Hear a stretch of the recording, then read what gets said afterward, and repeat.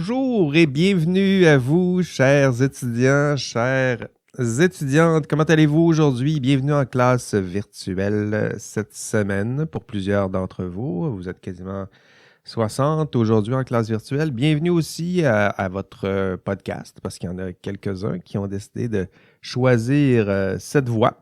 Donc, merci de l'avoir fait de cette façon-là. J'espère que vous êtes bien reposés ce week-end. On en a besoin ces temps-ci. J'espère que ça se passe bien, votre début de session. Plusieurs nouveaux étudiants en ligne cette semaine, d'autres absents étaient là lors de l'introduction. Pour ceux qui ont manqué l'introduction la semaine dernière, je ne referai pas toute ma présentation, mais disons que si vous voulez me saisir un peu votre prof. C'est qui votre prof? C'est une tête de science. Donc, j'ai fait agro, biotechnologie, OGM, clonage. Ça, c'est bac maîtrise, puis éventuellement, les enjeux éthiques qui sont liés à ces enjeux scientifiques-là. Donc, éventuellement, une tête de philo des sciences, éthique des sciences, évidemment. Donc, ça, c'était mon parcours accéléré. Je suis aussi un coach de hockey. Donc, vous irez voir la vidéo sur YouTube, Jean-François Sénéchal, coach de hockey. Là. Faites vos recherches, vous allez voir, là, c'est charmant, cette vidéo. Merci pour vos présentations sur les forums. Donc, je suis allé visiter le module 1. En fait, lorsque vous contribuez sur les forums, là, moi, ça fait pop dans ma boîte courriel, puis je vois ce que vous avez écrit. Donc, je lis tout, je corrige tout. Donc, sachez-le. Merci de vos présentations aussi. C'était très intéressant de vous lire. Déjà, c'est intéressant de vous lire, voir le parcours que vous avez déjà. C'est fort. Là. On voit qu'il y a du gros potentiel dans ces étudiants-là. Certains ont une expérience pratique, terrain aussi. Ce serait intéressant de vous lire sur ces forums-là parce que souvent, mes étudiants, ce qui manque, là, c'est justement ça, là, cette expertise, ce réalisme-là. Et des fois, avoir des étudiants qui reviennent un peu, je pense à Nawal qui m'a écrit cette semaine, qui reviennent aux études pour toutes sortes de raisons. Cette expérience-là, terrain, là, c'est très intéressant de savoir qu'est-ce que vous pensez des thèmes qu'on aborde dans ce cours-là, mais avec une expertise concrète et appliquée. Donc, content de vous voir, de vous avoir lu. Il y avait un trophée caché qui est lié à ça, là, c'est-à-dire que les 100 premiers qui se sont présentés sur ces forums, vous avez reçu, en fait, je n'ai pas tout à fait terminé, il m'en reste quasiment 35 à écrire, là, mais pour les 100 premiers, vous avez reçu ou vous allez recevoir un courriel personnalisé de votre prof, là, où j'entame une première discussion avec vous. Ce sera peut-être le seul courriel personnalisé de votre bac, donc profitez-en bien. Bravo aussi pour vos interventions sur le forum à propos de Karen Duhamel. Très intéressant de vous lire. Plusieurs se sont dit touchés, inquiétés, troublés même. Hein? C'est intéressant de voir ça. Sachez-le, là, c'est une intention pédagogique, donc tout à fait intentionnelle de ma part. Hein? Le but, c'est que vous sentiez ce malaise, hein? Que vous vous sentiez inconfortable, mieux que vous ressentiez ce manque pour qu'éventuellement, vous ressentiez un besoin de connaissances, d'outils en la matière, d'explorer cette matière-là. C'est l'intention pédagogique qui se cachait là, vous faire sentir ce malaise pour éventuellement transformer tout ça en besoin intense là, de vous lancer dans le contenu des prochains modules. Merci aussi pour vos excellents mimes. Il y en a plusieurs qui ont participé avec les mimes, donc souvent très drôles, un peu troll envers le cours, envers moi. Ça fait partie de la culture mimique ou mimétique. Je m'amuse bien avec tout ça. Puis, je me permets de préciser, avant de conclure sur les mimes, que le mime de Bernie Sanders est dépassé depuis déjà plusieurs jours. Là. Donc, ce serait le temps que ça arrête. Là. OK? Module 2 maintenant. Qu'est-ce qui vous attend Cette semaine, dans ce module 2, je vous l'ai promis, chaque semaine, je vous présente un peu le contenu. Je vous présente les tâches que vous avez à faire pour réaliser ce module, atteindre des objectifs de cours et éventuellement répondre à vos questions s'il y en a. Dans ce module 2, qu'est-ce qui vous attend?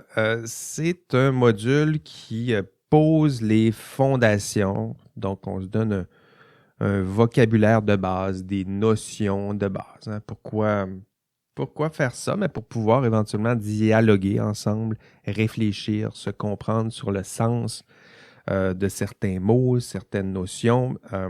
Donc, il y a plusieurs mots ici que vous voyez à l'écran, morale, éthique, déontologie, droit, conséquentialisme, vertu, professionnalisme. Ce sont des mots qu'on utilise parfois, peut-être pas conséquentialisme ou déontologie, mais je dirais que dans le langage commun, c'est là. Maintenant, on va y donner un sens plus précis. Si on veut se comprendre, si on veut réfléchir ensemble, il faut s'entendre notamment sur ces termes fondamentaux. Nous allons aborder dans ce cours, on parle d'éthique. Hein? Donc, on parle de la question, là, attachez votre tuc, là. On va parler du bien et du mal. Hein? Ni plus ni moins. Tenter de définir, évidemment, tenter de définir plus subtilement là, ce que sont ces notions-là. Évidemment, les nuances qui se cachent entre le bien et le mal, mais on va tenter de se donner les outils pour savoir qu'est-ce qu'on peut en dire, comment discuter, comment mieux comprendre ces différents enjeux. Vous allez entre autres voir que morale, éthique sont presque synonymes, là, mais on fera quand même les nuances appropriées. Nous allons nous concentrer sur des termes qui sont importants. Hein, conséquentialisme, déontologisme, éthique de la vertu. Donc, si vous ne maîtrisez pas ce langage-là, je pense que c'est qui j'ai vu sur le chat? Je pense pas sur le chat, sur les présentations. Je pense que c'est Élie qui avait un background en philo. Pour vous, Élie, il me semble, en tout cas, de mémoire, je me trompe peut-être. Mais pour vous, c'est sûr que ces notions-là sont mieux maîtrisées, mais pour vous, autres étudiants, là, ce sera important de vous familiariser, de vous approprier ces différents concepts. Nous allons voir donc trois façons, je dirais, de répondre à la question « Qu'est-ce que le bien? » et trois façons là, d'argumenter pour justifier vos actions lorsque vous les qualifiez de bonnes. Exemple, si on prend le débat COVID-19, hein, si je vous pose la question, devrait-on rendre la vaccination obligatoire? Hein, certains vont dire que ce serait bien que ce soit obligatoire parce que ce serait pour le plus grand bien, le plus grand nombre de personnes possible. Donc, si vous vous inscrivez dans cette voie-là, ce serait plutôt la voie utilitariste, conséquentialiste. D'autres répondraient, la vaccination obligatoire, attends, là, il y a aussi des principes importants dans nos démocraties, hein, le droit à la liberté, la dignité de la personne, la capacité, le droit de faire soi-même des choix que nous comptons bons pour nous et pour moi et pour l'ensemble de la société. Donc, il y aurait des principes là, inviolables, tout ça. Si ça s'inscrit plutôt dans cette voie-là, ce serait plutôt la voie déontologique. Et d'autres encore nous inviteraient, si on leur demande est-ce que la vaccination doit être obligatoire, d'autres nous diraient, comment ils formuleraient ça en éthique de la vertu, ça serait plutôt agir plutôt comme le ferait une personne qui incarne nos valeurs les plus profondes. À quoi faire face à cette question? Agir de façon courageuse, sage, prudent, respecter notre système de justice. Donc voilà une façon là, de formuler l'éthique de la vertu, là, c'est-à-dire qu'on ne répond pas exactement à la question, là, mais on rappelle que certains comportements, certains agissements doivent être guidés par certaines valeurs. Je vous en ai mentionné certaines, le courage, justice, tempérance, tout ça. Ça serait plutôt une argumentation de type éthique de la vertu. Donc, 3 mouvements, 3 courants. On ne va pas réinventer la roue ici, là, mais c'est important que vous soyez minimalement initié à ces 3 grands mouvements en philo, ces 3 grands courants là, qui interagissent depuis des centaines d'années. Là. C'est ça, c'est là et c'est là pour durer. Dans les exemples que je vais vous citer en classe, et ça, c'est une façon pas très originale de présenter l'éthique, à peu près dans n'importe quel ouvrage d'éthique ou cours d'éthique. Le problème du tramway, peut-être en avez-vous entendu parler, c'est une belle façon d'initier les premières discussions, de cerner ces premiers grands mouvements là, que sont le conséquentialisme, l'éthique de la vertu et le déontologisme. C'est en posant une question théorique, là, faire une expérience de pensée en vous demandant, bon, il y a un tramway qui se dirige, il y a une intersection, il y a 2 voies, puis vous pouvez contrôler le tramway. Puis s'il continue tout droit, il risque de frapper 5 personnes. Et si vous la faites dévier, il va frapper une personne. Puis on vous demande de justifier. Hein, qu'est-ce que vous allez faire? Pourquoi? Pour quelle raison? Est-ce que vous laissez aller? Est-ce que vous laissez aller plutôt le tramway ou est-ce que vous le faites dévier pour clairement aller tuer l'autre personne? Donc, il y a toutes sortes de façons, hein, je vous disais, là, de répondre à la question, cette question-là, formulée bien mal, qu'est-ce qu'on doit faire? Comment on fait pour argumenter? Quels sont les types de voies que vous pouvez emprunter pour argumenter quelle est la bonne voie à emprunter? Puis vous irez voir dans l'enregistrement de cours où on prend le temps de bien faire les distinctions puis de vous montrer comment un argument de type déontologique, conséquentialiste ou éthique de la vertu peut être formulé face à cette question.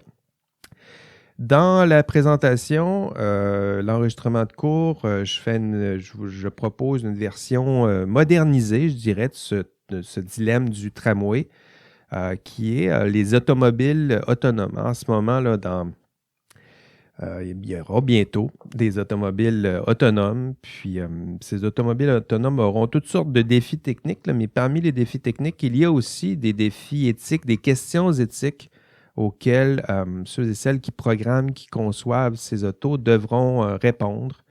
Le MIT a produit un très bel outil pour vous poser toutes sortes de questions invraisemblables sur comment doivent réagir plutôt ces automobiles autonomes. C'est toujours une opposition, le A, B. Vous avez à faire un choix A ou B. Hein. Quoi faire lorsqu'une automobile intelligente se dirige? Il y a 2 scénarios.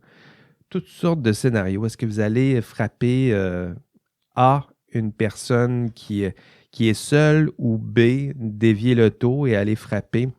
Donc, une personne seule qui est en train de passer à son...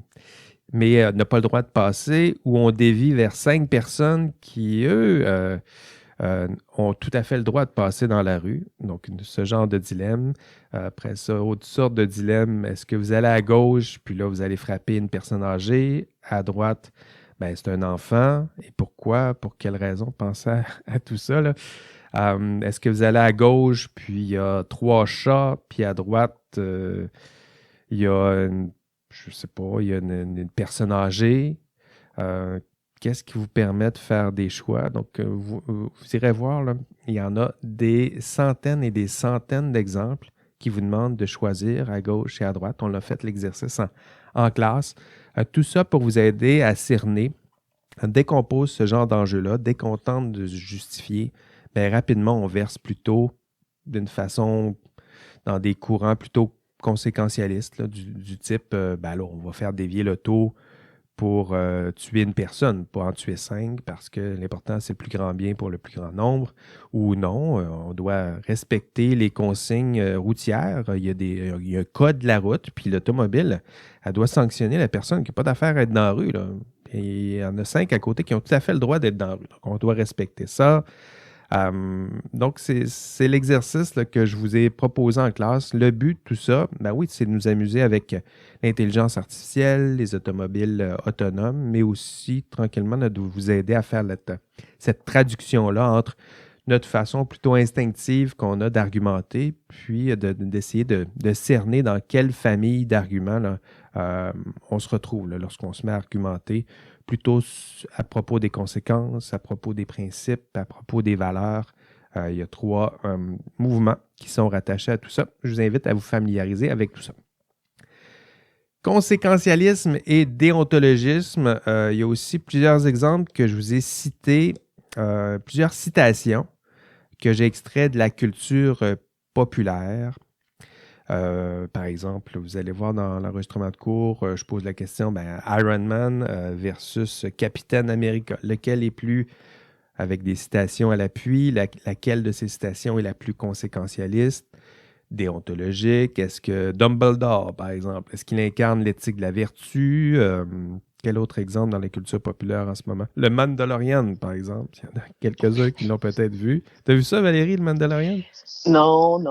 J'ai juste dit que c'est ton exemple parce que Ah oui. mon fils et tous ses amis en parlent. Voilà. This is the way. Il faut que tu écoutes ça. OK. Mandalorian, donc, est-il déontologique?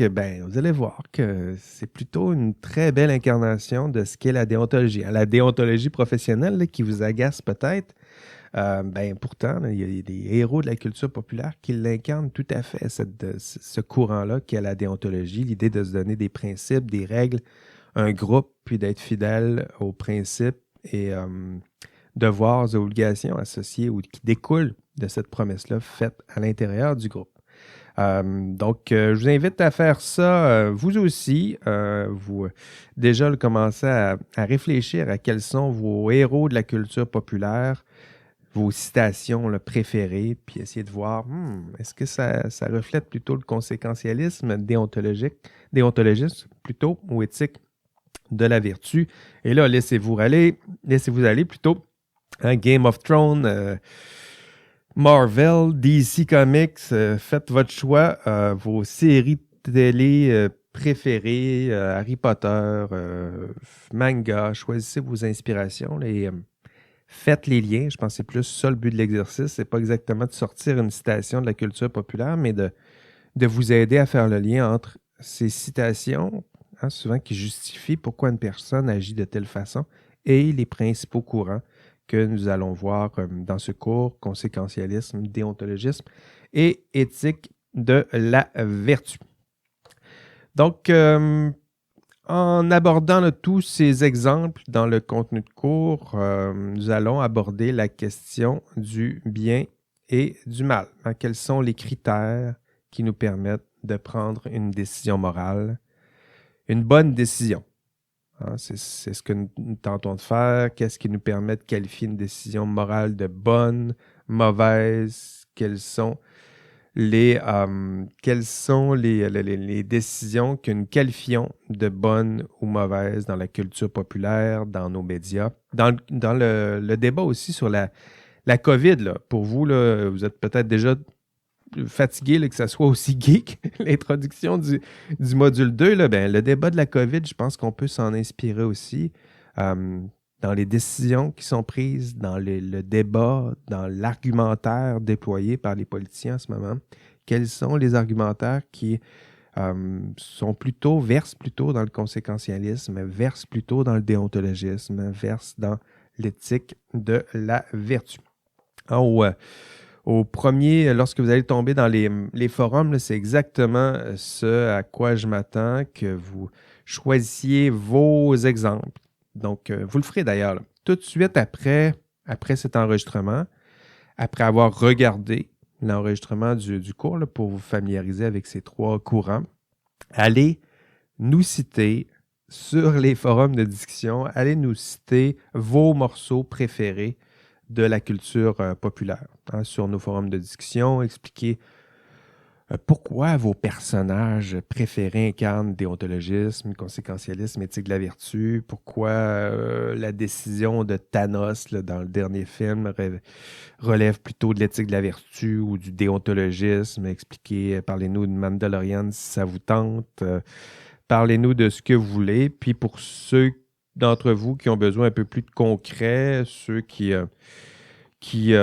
sont déjà irrités par toutes ces références de la culture populaire, allez voir le débat. J'ai ouvert aussi un autre forum sur le débat entourant la COVID-19, la gestion de la COVID-19. Donc, choisissez pour vous les décisions, des citations, des exemples extraits des politiques adoptées par nos gouvernements qui reflètent un argumentaire qui reflèterait plutôt le conséquentialisme, plutôt le déontologisme, plutôt l'éthique de la vertu, puis tranquillement, appropriez-vous ces différents termes. Parler de morale, parler du droit, parler de conséquentialisme, déontologisme, vertu. C'est les termes là, qui sont là, qui se cachent au cœur du module 2 et que vous devrez tranquillement, lentement, mais sûrement maîtriser. Feuille de route du module 2 maintenant. Si vous regardez la feuille de route du module 2, ce que vous allez voir cette semaine, c'est simple. Encore une fois, c'est une liste de tâches que vous devez accomplir. Tâche 1, venez nous rejoindre en classe virtuelle. Pour plusieurs d'entre vous, c'est fait. Écoutez le podcast. Pour plusieurs d'entre vous, vous êtes en train de le faire, vous, dans le futur, parce que le podcast n'est pas encore publié. Visionnez, étape 2, allez visionner l'enregistrement du cours et passer les bouts où je suis trop long, où je fais des parenthèses, où il y a une pause. Ça, vous pouvez gérer ça comme vous voulez, mais tranquillement, là, vous appropriez les notions conséquentialisme, déontologisme, éthique de la vertu à travers les différents exemples et explications que je vais vous donner en classe. Étape 3, lisez le chapitre 3 de l'ouvrage de Georges Legault. Encore une fois, c'est un ouvrage qui est accessible librement et gratuitement à partir de l'ENA du cours. Le chapitre est intitulé « Le professionnalisme ». Donc, ce sera votre première aventure, réflexion entourant ce terme. Qu'est-ce que ça veut dire? Qu'est-ce que ça veut dire pour un éthicien, sociologue, le terme professionnalisme? Allez lire aussi l'article publié dans Le Devoir. C'était dans les cahiers spéciaux. Ça s'appelle « Semaine des professionnels ». Donc, il y a plusieurs ordres professionnels qui font un bilan. L'article date quand même de plusieurs années, mais vous allez voir là, à quoi ça ressemble, comment les différents ordres professionnels formulent ou s'adressent à leurs lecteurs pour parler du professionnalisme. Étape 4, qu'est-ce qu'il vous reste à faire une fois que vous avez fait tout ça? Vous complétez le questionnaire d'auto-évaluation du module 2. Des questions, 2 tentatives, une pour se pratiquer, une pour aller chercher le petit point que je vous donne si vous réussissez parfaitement, puis si vous ne réussissez pas parfaitement, c'est pas bien grave. C'est des outils qui sont là pour vous former, vous préparer à d'autres évaluations qui, elles, seront plus payantes et substantielles. Participez au forum du module 2. Je vous en ai déjà parlé, mais je dirais que typiquement, les forums du module 2, ça explose par les années passées dès que je vous questionne, dès que je vous demande de faire des liens entre soit la culture populaire, geek, ou le débat de la COVID et les thèmes abordés dans le cours. Il y en a plusieurs qui se régalent, je vais le dire comme ça, qui se font plaisir. C'est toujours intéressant de vous lire. C'est épique de suivre ce que vous avez à dire sur le sujet. Avec quelques spoilers bien placés. Avec quelques spoilers. Oui, vous ferez attention. Il y a plusieurs là, il y a des séries qu'on ne peut plus vraiment les spoiler, mais je pense entre autres à Game of Thrones. Il y en a plusieurs. Il y en a quelques-uns qui m'ont brûlé quelques punchs là-dessus. Mandalorian, soyez prudents. Donc, soyez respectueux de tout ça. Évidemment, ça fait partie de l'éthique classique des forums de discussion. Et si vous faites tout ça, vous aurez atteint les objectifs. Vous serez à même de démontrer que vous avez atteint les objectifs de ce module. Et vous l'avez bien compris, à la fin de ce module, distinguez le professionnalisme tel qu'il est promu par vos autres professionnels et le professionnalisme tel qu'on le décrit dans l'usage plus commun. Donc, il y a plusieurs sens qui sont liés à tout ça. Vous allez voir les distinctions dans les textes que je vous ai demandé de lire dans l'enregistrement de cours. Définir, distinguer des termes comme morale, éthique, droit, déontologisme, déontologie, vertu. Toujours dans l'enregistrement de cours, on en a parlé un peu dans cette introduction. Et distinguer approche conséquentialisme, déontologiste et éthique de la vertu. Ça, nous en avons abondamment parlé dans cette introduction. Voilà. OK. Les évaluations maintenant. Ah, il fallait en parler. Je regardais les statistiques de visite de ce cours, de l'ENA de ce cours. Puis plusieurs d'entre vous sont intéressés, veulent en savoir plus sur les évaluations de ce cours. C'est là qu'on le fait. C'est là qu'on en parle. D'abord, première étape, il y aura des travaux d'équipe dans ce cours. Donc, si ce n'est pas déjà fait, vous devez former vos équipes. Vous avez jusqu'au 31 janvier, 23h59 pour former vos équipes de travail. Et là, c'est plus pour former librement vos équipes de travail, parce que si vous ne le faites pas avant le 31, le 1er au matin, je vais vous ajouter à d'autres équipes ou je vais constituer de nouvelles équipes s'il le faut. Mais le 1er au matin, sinon en après-midi, toutes les équipes seront formées. Donc, c'est plus pour vous donner la liberté de constituer vos équipes jusqu'au 31. Puis après ça, ne vous en faites pas si vous n'avez pas d'équipe. On vous trouvera des équipes d'ici là. Donc, jusqu'au 31 janvier, faites-le. Faites-le même d'ici la fin de la journée. Là, si vous avez un peu de temps, là, assurez-vous que vos équipes soient constituées. Sur les évaluations, je commencerai par les forums de discussion. J'en ai parlé un peu dans l'avant-match, dans notre antichambre, juste avant l'enregistrement. Les forums de discussion, qu'est-ce qu'on peut en dire? 15 points.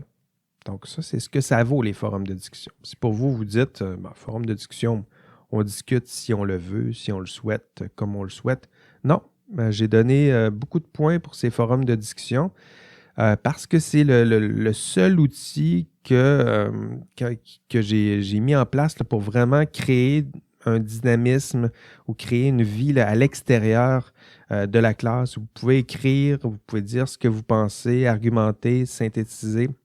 Donc, l'objectif là, de tout ça, c'est de vérifier, ça reste un outil qui est formatif, là, pour vous donner la chance de vérifier si vous avez atteint personnellement les objectifs de module. Donc, typiquement, je vous pose une question qui permettrait à l'étudiant de valider s'il a atteint un objectif de module, puis vous vous exercez. Parce que je vous le rappelle, pour ceux qui n'étaient pas là au dernier cours, un objectif de module, c'est aussi pour moi un très bel indice pour préparer une question d'examen. Donc, typiquement, mon examen est là pour vérifier si vous avez atteint des objectifs de module.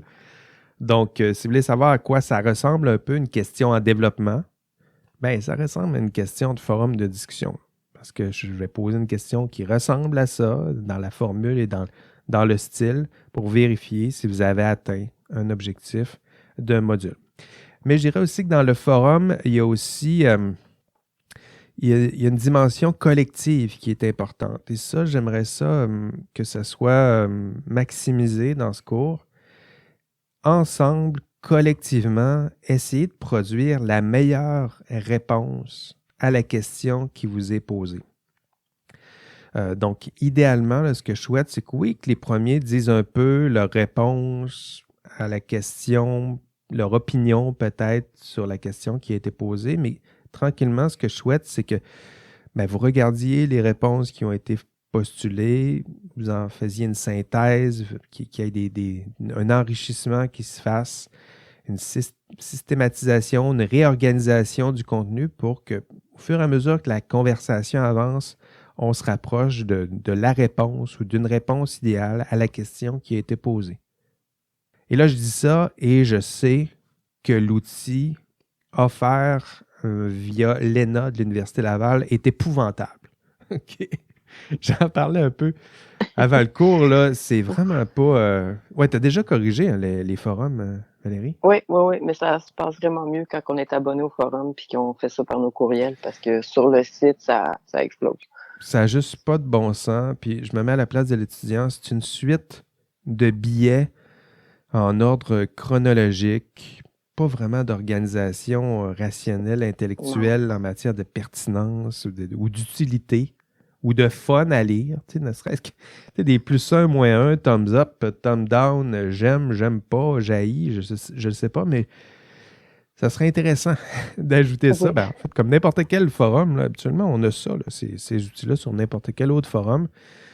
On va garder ce forum-là parce qu'il y a une dimension de confidentialité qui est importante, de contrôle, de confiance aussi qui est intéressante. Il y a des sujets délicats qui seront abordés dans ces forums. Donc, j'ai décidé de garder néanmoins ces forums-là.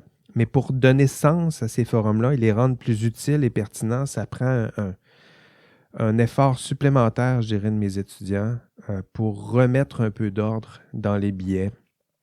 C'est sûr que si c'est 100 billets ou c'est juste des opinions mal conçues, instinctives, naïves, ben, on n'avance pas beaucoup. Par contre, s'il y a tranquillement des étudiants qui passent à travers le contenu, qui résument, qui synthétisent, qui enrichissent, puis qui nous aident tranquillement à faire du sens avec ces réponses-là, ben, à la fin, on aura un forum qui est déjà mieux conçu, construit, fait des schémas, des tableaux, des résumés avec des puces là, pour nous aider à saisir le contenu de ces forums-là de façon plus synthétique, résumé. Donc, c'est ce que je souhaite, idéalement.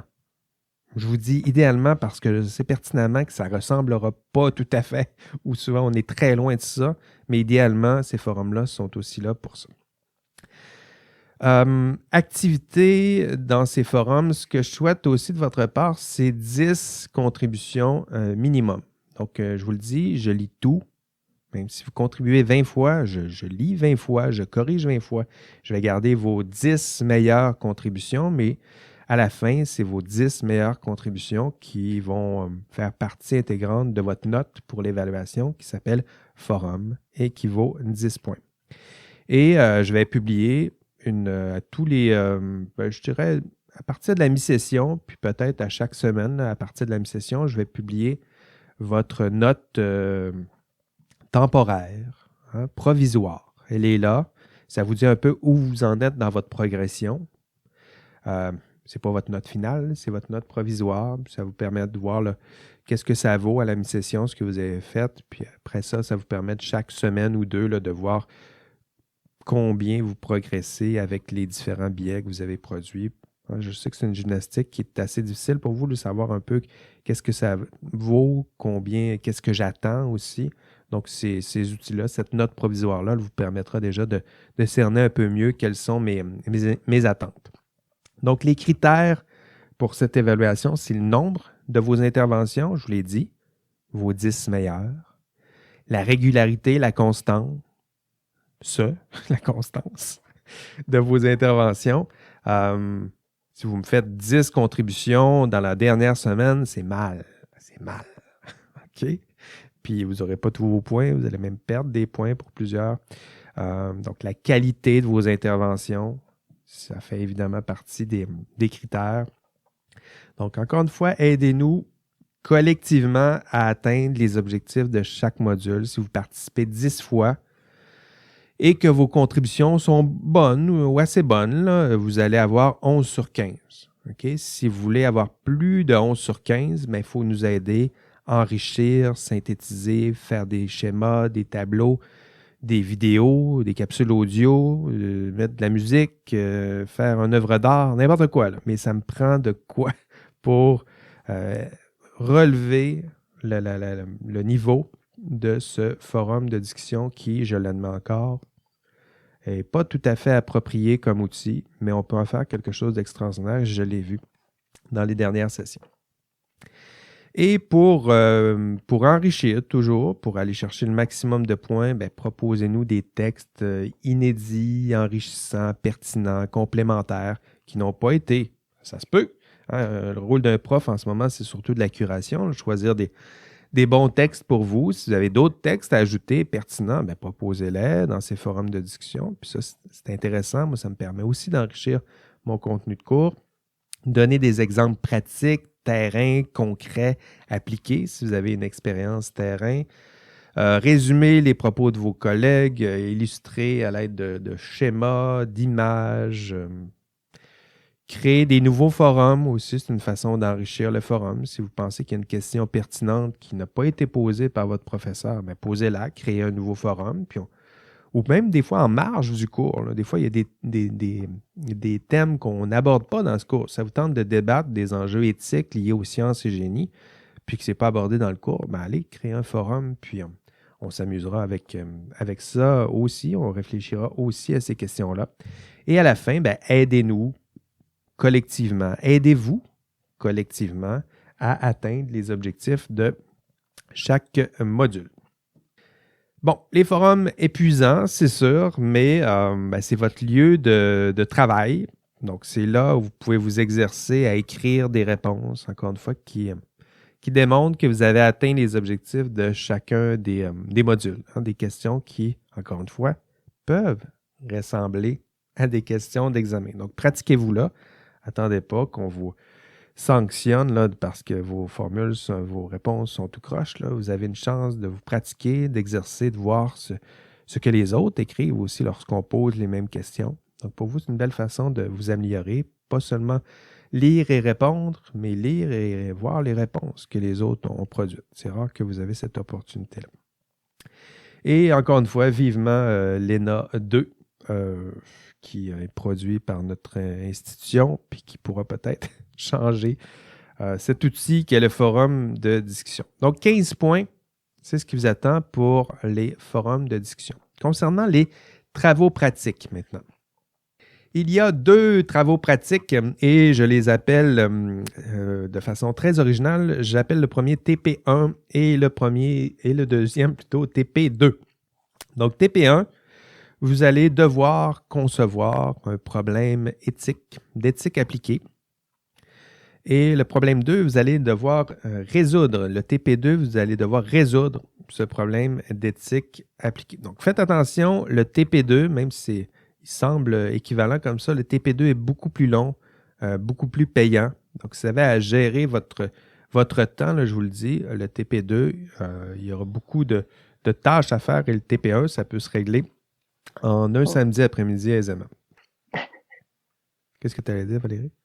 Je n'allais rien dire, je trouvais juste que ta disposition du temps était bonne. C'est comme TP1, faites-nous ça en une après-midi. TP2, pensez-y, ça ne se refera pas en un après-midi, ou du moins. Voilà, c'est ça. Le TP1, si je le décris plus en détail, le TP1, vous allez devoir concevoir, créer un vrai problème éthique que vous pourriez rencontrer dans l'exercice de votre profession.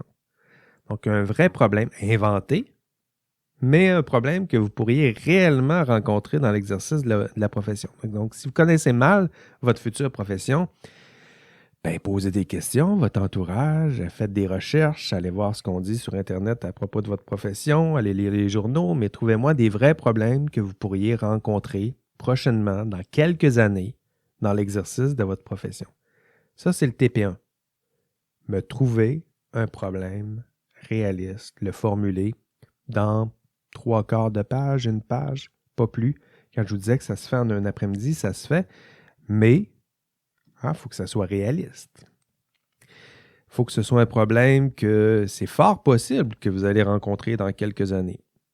Que ce soit réaliste au sens où que ça reflète la réalité d'exercice de la profession avec de vrais noms d'employeurs, un vrai contexte de travail là, réaliste. Là, ce que je veux pas, là, c'est pas un problème là, passionnant là, qui ferait un bon film de science-fiction ou un bon épisode de Black Mirror. Là. Ce que je veux, c'est un problème réaliste, plausible et fréquent. OK? Vous devrez ajouter aussi une dimension d'urgence. En éthique appliquée, c'est un peu ça. Il y a toujours le temps qui joue contre nous. Éthique plus théorique, ben, c'est la beauté, là, c'est qu'on peut y réfléchir pendant des milliers d'années à des problèmes d'éthique théorique, mais des problèmes d'éthique appliquée, habituellement, c'est associé à une contrainte de temps. Donc, vous avez quoi, 1 semaine, 2 semaines dans votre cas, mais vous avez la session pour résoudre ce problème. Donc, ça vous donne un échéancier, mais une dimension d'urgence. Habituellement, quand c'est formulé, là, vous formulez un problème qui ressemble à un vrai problème et le problème doit être résolu dans la semaine suivante, peut-être. Ça vous oblige à trouver non seulement une décision qui est la plus pertinente possible, mais aussi la plus pertinente possible à l'intérieur des contraintes réelles qui sont là, qui est le manque de temps. Ça aussi, ça fait partie de la réalité d'exercice de la profession. Et évidemment, ça me prend des problèmes qui sont originaux, pas de plagiat. Si vous inspirez d'un cas réel parfait, ben, il faut citer vos sources, il faut modifier ce cas réel aussi de façon à vous l'approprier, lui donner un peu d'originalité.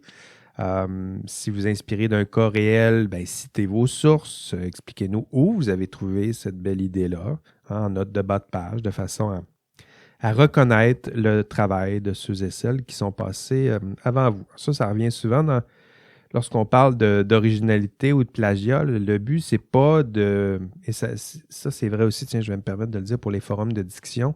Soyez prudents sur les forums de discussion. À chaque session, je prends un étudiant à plagier dans les forums de discussion. Je vous le dis, là, vous êtes 200. Cette session, je vais en prendre un autre. Puis c'est pas parce que je le cherche, là, c'est juste que ça va me sauter d'en face à un moment donné que tu fais « Hey boy, OK, c'est bien écrit ça. Hein? Il n'y a pas d'erreur, il n'y a pas de... » Puis pourtant, ce qui est inventé, le but, là, c'est que vous n'avez pas à réinventer le savoir. Là. Vous le savez, là, le savoir, il est au bout de vos doigts. Là. Souvent, là, dans un contexte de cours introductif, là, il n'y a pas de création du savoir qui est là. Il y a le but, c'est de vous approprier le savoir et de citer le savoir et de reconnaître les contributions de ceux et celles qui sont passés avant vous. Donc, si vous avez à puiser dans des sources existantes, citez-les, faites pas de cachette, soyez transparent, dites-moi où vous avez trouvé. Vous êtes inspiré d'un autre travaux d'un étudiant qui a fait le cours avant vous, mais dites-moi-le. Dites-moi-le, puis dites, c'était le problème, c'était une bonne idée. Puis on a fait copier-coller. Non, mais on s'est inspiré de ça, on l'a réarrangé, puis on a donné cette saveur-là. Puis si vous n'avez pas fait assez d'efforts, bien, vous perdrez des points pour l'originalité, mais au moins, vous ne ferez pas accusé de plagiat non plus. Donc, attention, hein? Original en ce sens, respecter ces règles-là là, en matière de reconnaissance du droit d'auteur ou de ceux et celles qui vous ont précédé. Donc, proposez-moi aussi un vrai dilemme. C'est la question d'équilibre est importante lorsque vous allez formuler votre TP1. Je dois ressentir ce dilemme-là. Là. C'est-à-dire que si vous allez à droite, c'est bien. Si vous allez à gauche, c'est bien. Hein? C'est ça un dilemme. Là. C'est pas si je vais à droite, c'est bien. Si je vais à gauche, c'est mal. Ça, c'est pas un dilemme. Ça. C'est simple. Vous poserez la question à votre mère, puis elle va dire, ben va donc du côté du bien, s'il vous plaît. Ce qu'on veut, là, c'est cette tension-là là, entre je vais à droite, c'est une bonne décision, mais il y aura des problèmes. Et si je vais à gauche, c'est une bonne décision aussi. Et c'est associé à d'autres formes de problèmes. Donc, voilà, quand vous allez formuler votre dilemme, assurez-vous qu'il soit bien équilibré parce que ça devra être difficile à trancher. Là. Pas trop d'évidence ou de problèmes là, qui semblent déjà, que les dés semblent piper à l'avance. Là. TP2 maintenant. TP2, ben, vous devez résoudre le problème que vous m'avez proposé. Hein? Donc, le TP2, évidemment, ce sera plus long. Et pourquoi? Parce qu'il y a plusieurs étapes à faire pour compléter le TP2. Hein? Donc, c'est Valérie qui va corriger votre TP2. On sera là pour vous accompagner tout au long de la session pour vous aider à produire ce TP2. Mais prévoyez du temps. Donc, à votre agenda, là, le TP2, va falloir l'inscrire à quelques endroits dans votre agenda. Je vais attendre peut-être quelques semaines avant de vous donner, du moins on va y revenir un peu plus tard pour vous expliquer un peu qu'est-ce qui est attendu parce qu'en ce moment, vous n'êtes pas encore là dans votre tête. Là, déjà, vous êtes plutôt on commence la session, puis oui, il y a un TP1, on fait nos équipes. Donc, c'est plus là que vous êtes dans votre tête. Je vais vous attendre. Puis dans quelques semaines, je vais vous parler plus longuement du TP2.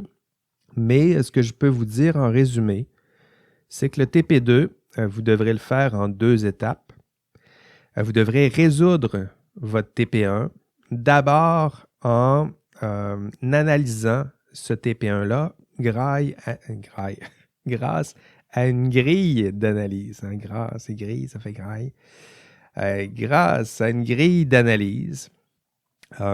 Donc, passez à travers la grille. La grille, je vais vous l'expliquer au module 4. Et le TP2, ensuite, vous devrez produire un rapport décisionnel. Donc, une fois que vous l'avez bien analysé à l'aide de la grille, il faut consacrer plusieurs heures à ça. Et ensuite, rédiger un rapport décisionnel. Donc, dans le TP2, le rapport, nous expliquer pourquoi la décision que vous avez prise est la meilleure décision au monde, ou presque, puis de produire les arguments pour justifier votre prise de décision, nous expliquer comment mettre en œuvre votre décision. Donc, tout ça, ça fera partie du rapport TP2. Donc, TP2, 2 étapes, analyser à l'aide d'une grille et produire un rapport décisionnel. Je vous en donnerai quelques détails plus tard. Mais en même temps, ça me permet de mettre en exergue l'importance du TP1 que vous allez bientôt rédiger.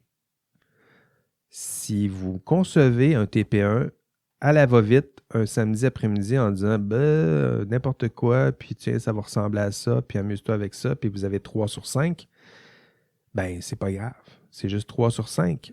Mais c'est plus grave quand vous allez tomber dans le TP2 puis que vous allez passer des dizaines d'heures à tenter de résoudre un problème qui ne vous intéresse pas. Donc ça sera plus grave pour vous. Passer des nombreuses heures à résoudre un problème que vous trouvez donc plate et peu pertinent, puis, alors que c'est vous qui l'avez proposé. Donc, prenez le temps de choisir un TP1 qui vous passionne, qui vous intéresse, qui est lié à votre champ d'expertise, votre futur champ d'exercice de la profession, un problème passionnant que vous souhaitez résoudre, vous voulez vous exercer à résoudre ce genre de problème-là avant d'exercer la profession. Parfait, un bon TP1, et ensuite vous sautez dans le TP2. Puis là, ça vaudra la peine de mettre quelques heures supplémentaires pour vous donner le luxe et le temps de l'analyser et le luxe aussi de produire un rapport décisionnel qui vous permette d'expliquer exactement pourquoi vous pensez que c'est la bonne décision à prendre face à ce genre de problème. Donc voilà, TP1 et TP2, ça ressemblera à ça. 2 examens. Typiquement, je donnais seulement un examen à la fin de la session. Mais avec les contraintes que nous avons maintenant depuis que le cours se donne et surtout depuis que les examens se donnent souvent entièrement à distance, et j'ai présumé que l'examen final se donnerait lui aussi entièrement à distance. Là, je ne pense pas que la vaccination va nous permettre de résoudre le problème en quelques mois là, seulement. Donc, 2 examens complètement à distance.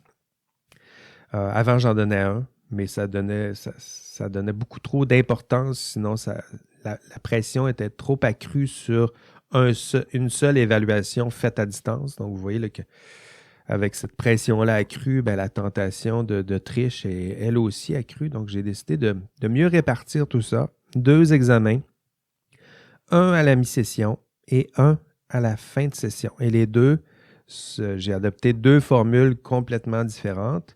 Examen 1. À la mi-session, première fois que je donne un examen qui ressemble à ça, l'examen se fera à partir de votre lieu de confinement préféré. Là. Assurez-vous que vous ayez une bonne connexion lorsque vous tentez de faire des examens, évidemment.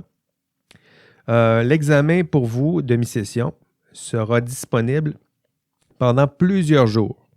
Donc, pendant 5-6 jours, en fait, du 23 février au 28 février. Donc, vous pourrez faire votre examen. Il sera disponible pendant cette période. L'examen est divisé en 5 parties. Donc, vous pouvez faire la partie 1 le 23, vous pouvez faire la partie 2 le 24, la partie 4 le surlendemain. Donc, vous pouvez répartir aussi ces parties-là. Et par contre, une fois que vous avez ouvert une partie, vous vous dites, moi, c'est le 23, je fais tout de suite la partie 1, clic, ouvrir, go. Vous avez 30 minutes pour faire cette partie-là. Donc, faites attention à ça. Vous avez eu beaucoup de temps pour le faire, donc une grande souplesse pour gérer tout ça dans votre horaire, mais une fois que la partie 1 de l'examen est ouverte ou la partie 2, vous avez seulement 30 minutes pour la compléter. Donc, soyez prudents. Ces instructions-là, je vous l'ai dit, là, mais quand vous allez voir dans vos évaluations concernant la partie 1, ces instructions seront répétées là aussi. Donc, un examen divisé en 5 parties, 30 minutes par partie. Matériel permis, tout.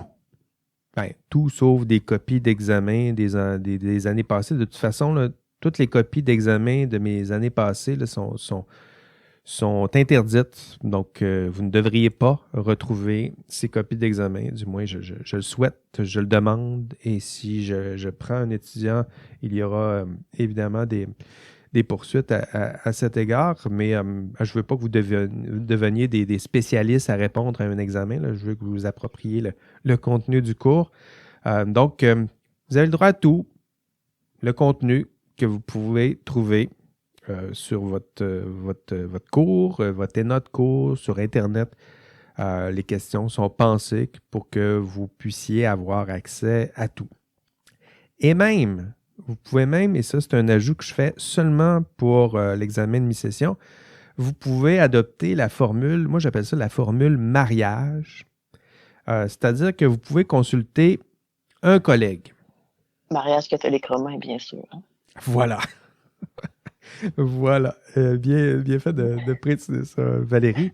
Donc, mariage dans son sens le plus traditionnel et très, très traditionnel de la chose. Donc, mariage, vous pouvez un seul de vos collègues ou une seule de vos collègues et vous pouvez consulter ce collègue pendant la partie de l'examen que vous tentez de... Donc, autrement dit, là, vous pouvez le faire, ça. Si vous avez peur d'avoir un blanc de mémoire, vous dites... Aristote, mon ami Aristote, il va être avec moi. OK, on se met tous les deux, on le fait, puis on se prépare, puis go. Puis là, on regarde la première question. C'est quoi? Ah, c'est quoi déjà ça? Puis là, vous vous aidez peut-être à deux. Hein? Et pour chaque partie de l'examen, la première question, la question sera la suivante. Avez-vous contribué ou avez-vous consulté une autre personne? Et vous allez dire le nom de la personne en question. Tout ça, c'est pour rendre le processus le plus transparent, pour éviter que je trouve que votre réponse, ça ressemble pas mal à la réponse d'Aristote. Alors que si vous dites, ben oui, c'était Aristote, là, je l'ai dit dans la question 1, ça permet tout d'enlever les quiproquos. Donc, c'est la formule que je vous ai proposée, mariage avec la même personne. Faites attention, si vous le faites avec une autre personne, vous devez remettre votre copie d'examen à peu près au même moment. Ça peut varier de 10 minutes près, là, mais ça devrait se ressembler. Okay? Tout ça pour bien valider que vous avez fait votre examen ensemble. Je ne veux pas avoir de réseau, là, tous les étudiants se parlent entre eux, puis évidemment, il n'est pas façon de vous surveiller. Là. Moi, ce que je vous demande, c'est toujours d'être honnête, intègre, et en plus là, ben, je vous dis, vous pouvez le faire à votre rythme dans la semaine. Vous avez seulement quelques minutes, 30 minutes pour compléter une partie, mais en plus, vous pouvez avoir votre personne à côté qui peut vous aider, chatter, vous donner un défi tous les deux en même temps, puis vous essayez de vous aider. Tout ça pour rendre le contenu, même les évaluations, un peu plus dynamiques, innovantes. Tiens, c'est ce que je tente de faire, là, vous changer un peu le mal de place, faire un examen comme peut-être vous n'en avez jamais fait. Ça, c'est pour l'examen de mi-session. L'examen de mi-session, il vaut 15 points. J'ai réussi à le dire. OK. Examen 2 maintenant. L'examen 2, à la fin de la session, donc à peu près 6 à 7 semaines plus tard, après l'examen 1, où vous allez le faire à partir du même lieu votre lieu de confinement préféré et vous aurez pu tester la qualité de votre connexion à distance avec l'examen 1. Quand le 20 avril, donc de 12h30 à 16h30, faites attention, là, c'est une fenêtre qui est plus petite. L'examen est disponible pendant seulement 4 heures. Et l'examen, vous aurez seulement 2 heures pour le compléter. Donc là, ici, c'est différent. Donc l'examen est disponible pendant 4 heures, mais ça devrait vous prendre à peu près 2 heures pour le faire. L'examen est là aussi, divisé en 5 parties. Et pour chaque partie, vous avez 45 minutes pour la faire. Donc, il y a une fenêtre de 4 heures pour faire vos examens.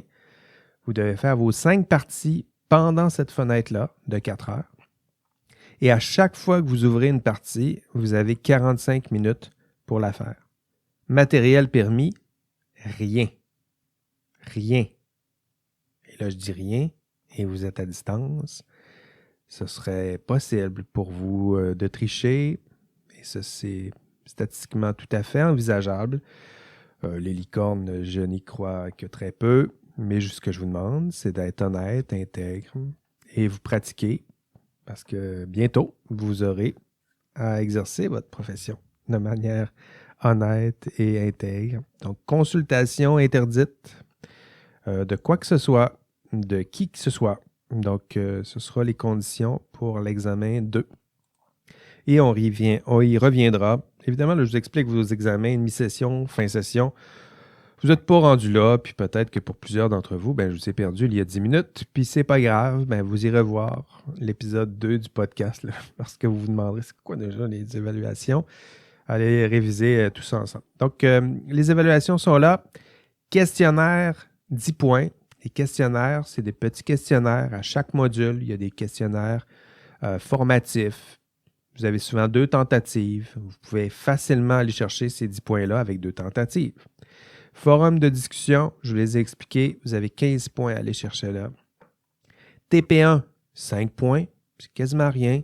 Assurez-vous quand même que le problème soit très pertinent et intéressant pour vous et pour les membres de votre équipe. TP2, beaucoup de points, beaucoup de temps, beaucoup d'accompagnement de notre part, 25 points. Examen mi-session, 15 points, un peu moins de points avec des conditions plus souples. Et l'examen final, 30 points. Et là, sans rien pour valider avec vous qu'est-ce que vous avez retenu, de quelle façon vous avez travaillé. Je vous dirais que si vous avez tranquillement fait tous les exercices, passé à travers la feuille de route, faire ce qu'on vous demande de faire dans ce cours, être engagé, écouter les forums, écouter les enregistrements de cours, être là au podcast, vous allez aisément réussir cet examen. Du moins, vous serez aisément capable de démontrer que vous avez atteint l'ensemble des objectifs de ce cours. Donc, l'examen 2 sera évidemment récapitulatif.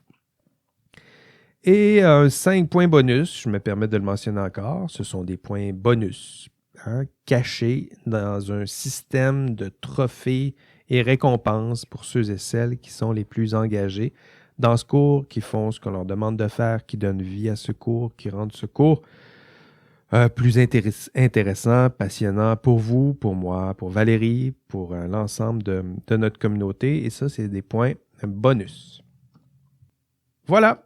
C'est tout. Il y aura une période de questions tout juste après l'enregistrement de ce cours. Merci Valérie de m'avoir accompagné encore cette semaine. Merci à toi. C'est rien. Merci à vous d'avoir été là aujourd'hui pour les questions dans le chat. Je vais y répondre plutôt tout juste après l'enregistrement. Et pour les autres, je vous souhaite bonne semaine à tous. Soyez prudents. Les vaccins seront bientôt plus nombreux. Et d'ici là, continuez de travailler fort. On se revoit la semaine prochaine.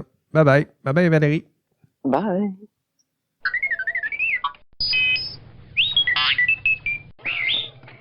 Pour ceux et celles qui m'écoutent en ce moment en podcast, dans la version podcast de ces enregistrements, vous savez, je donne des petits points bonus dans ce cours pour votre engagement. C'est sûr que si vous l'écoutez en podcast, vous n'avez pas accès, vous ne pourrez pas vous mériter les prix associés, les trophées associés à votre présence en classe. Donc, si vous m'écoutez en podcast, vous devez m'écrire cette semaine ou lorsque vous écouterez cet épisode, vous m'écrivez et dans ce courriel, vous m'écrivez que vous écoutez les podcasts et vous ajoutez le mot de passe Aristote, comme le philosophe. Donc, vous m'écrivez un petit courriel, vous écrivez « J'ai écouté le podcast, entre autres l'épisode 2 ou l'épisode du 26 janvier et le mot de passe Aristote. Et ce faisant, vous aurez peut-être accès aux différents trophées, récompenses qui sont associés à ceux et celles qui écoutent ces enregistrements via le podcast. Allez, bye bye!